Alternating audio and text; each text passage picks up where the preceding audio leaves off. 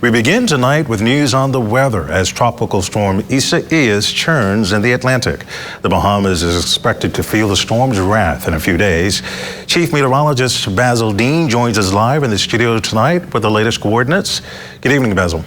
Good evening, Desmond. Our satellite picture is showing the broad center of circulation of Tropical Storm Isaias, which at 5 o'clock this afternoon was located at 19.5 degrees north, longitude 70.6 degrees west. That put the center of circulation right on the north coast of Hispaniola. It's now about to emerge into the waters of the northwest, to the southeast Bahamas, pardon me, and that is where we expect some slow intensification to take place, because the winds did not break up over Hispaniola during the course of the day. Hence, it is maintaining those 60-mile-per-hour winds sustained, and that is expected to start moving into the southeast Bahamas, including the Turks and Caicos Islands, starting late tonight and during the early morning hours. The forecast track of this system is expected to move it right up the island chain, right into Saturday, and by Sunday, we hope to have this out of here. And I put together some timelines for you in terms of the islands that are expected to experience strong tropical storm force winds, by the way. Inagua starting off at 3 o'clock this morning into about 7 a.m. Friday morning. They will experience some strong tropical storm force winds around 50 miles per hour thereabout. Crooked Island, Acklands from 8 o'clock tomorrow morning up until about 2 o'clock tomorrow afternoon. Long Island from noon tomorrow to about 7. New Providence on Saturday morning early around 2 o'clock. That is when the leading edge of those tropical storm force winds could begin to affect New Providence, and that will continue right into about 9 a.m. Saturday morning.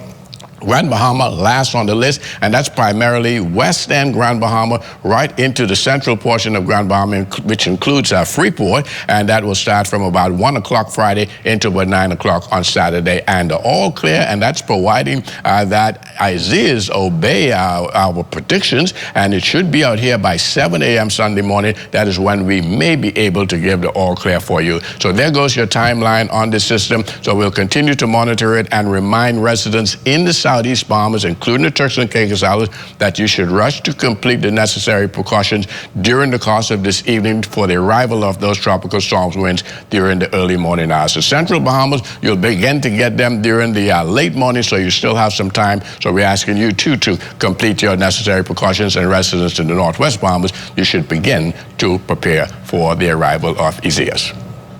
Basil, I have a quick question for you. Now, as you know, these storms are unpredictable, and from the forecast models and tracking, will this system develop into a major hurricane? Should we really be concerned?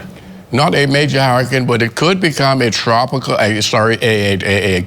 Category 1 hurricane by the time it reaches New Providence, and that is why we have now put all of the islands of the Bahamas under a tropical storm warning, and a hurricane watch or warning may come into effect later on tonight or during the early morning hours for the Northwest Bahamas, as we are anticipating the warm waters of the Bahamas will cause some intensification, and so we could see a Category 1 hurricane passing very close to New Providence and then heading on to Grand Bahama before exiting the Bahamas on Sunday morning.